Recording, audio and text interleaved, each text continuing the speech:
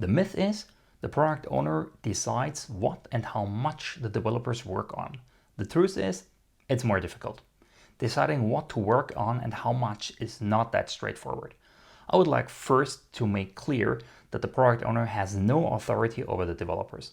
But how is it being defined what the content of the sprint is and what influence do the developers and the product owner have on that? Let's start with the decision-making power of the product owner. He or she can order the product backlog. In other words, he or she can determine the sequence in which the stories should be implemented. The developers always have to select the top stories. For example, they can select stories 1, 2, and 3, or stories 1 through 5, or 1 through 12.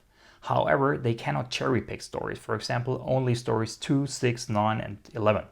In this respect, the product owner does have a direct influence on what is being done.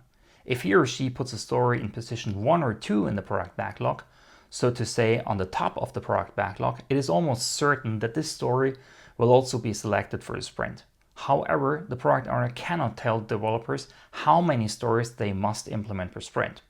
Let's get to the developers.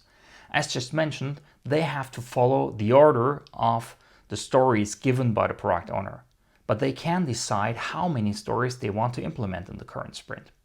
In short, the product owner determines the order, the developers determine the number of stories that are implemented in the sprint.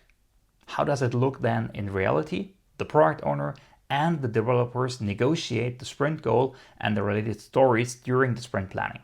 What is implemented in a sprint in reality is mostly a consensus decision.